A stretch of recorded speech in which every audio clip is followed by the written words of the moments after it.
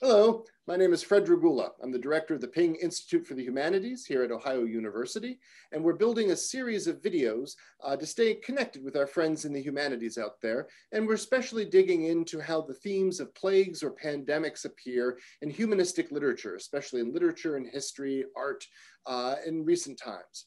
Today, I'm speaking with my colleague, Dr. Brian Collins, the chair of the Department of Classics and Religious Studies, and we're talking about the book Samskara. Dr. Collins, thank you for joining us today. Could you tell us a bit about the book, what it's about? Thank you. I'm happy to talk about this book. The book is called Samskara, A Rite for a Dead Man, and it was written in 1965 by a novelist named Ananthamurthy in Kannada, which is a South Indian language in the modern Indian state of Karnataka, and then translated into English in 1976. It's the story of a Brahmin village called an Agrahara, where high caste Brahmins live kind of in isolation from other groups so that they can practice their traditions without being polluted by the touch of outsiders. They have very strict and stringent religious rules that they have to live by, and living apart from society is really the only way that they can do that. And the village is called an Agrahara.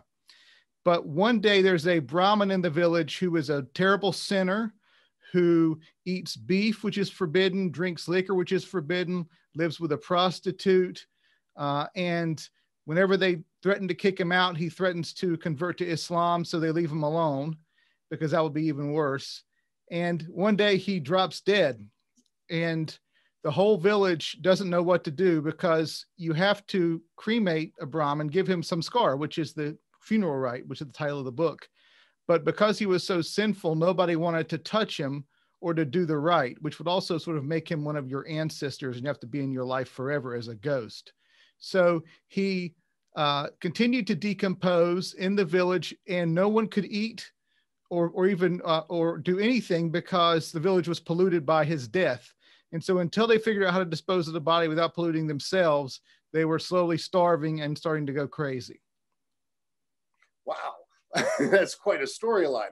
How does the theme of plague come into this story? Well, he turns out that, as they don't know, but other people start to learn, he died of the plague, which had been brought from another village by a plague rat. Plague in India, hopefully is stamped out now, but the last major outbreak was actually in 1994 of bubonic plague, and it was a pretty big one. So in the 60s, plague would have been a reality that could spread from one village to another. And because he died of plague, he was the one, he didn't care about restrictions, so he traveled and touched people and all sorts of other things. Plague starts to spread in the village. So they're not eating, they feel terrible, but they think they feel terrible because they're not eating, but they're also getting bit by plague fleas. And so by the end of the story, the plague has spread throughout the whole village without them even knowing about it.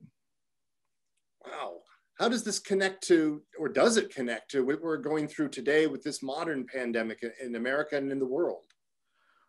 Well, I think, it's a novel. And so plague is kind of allegorical. It's an allegory for the rot in the society. So Ananthamurthy is making the point that these Brahmins are living such a restricted life that they've become obsessed with the rules and purity and not with the religion itself and the spiritual aspects of it. So the heroes of the novel tend to be people who are actually outsiders, who do things that are impure, but who have direct relationships and experiences with other people and with the divine through that. And they're the ones that get saved because they look outside of this sort of strict society for answers, and they figured out that these vultures everywhere dropping rats are spreading the plague, and they don't worry about what to do with the body. Finally, a Muslim man just comes and cremates it, so it's taken care of by someone who's not part of the village. So the idea is that sort of plague can be a metaphor for social ills that spread as they're ignored. But I think also even real plague, we understand it. We understand it through a narrative. We don't just know about the biology of it, the epidemiology of it, the maths of it, the statistics of it. Those things are all important. But when we think about COVID-19, we are telling a story to ourselves that is set in the world as we understand it. So our version of what the plague is tends to be tied up to all the other things that have been happening over the past year. It's been a rough year, and not just because of COVID-19. And I think it's hard to see those things as separate from each other. Wow, that is really fascinating. Thank you so much for joining us today. I appreciate hearing about this. And thank you everybody for watching this. And please take a look at another one of our videos. Thank you.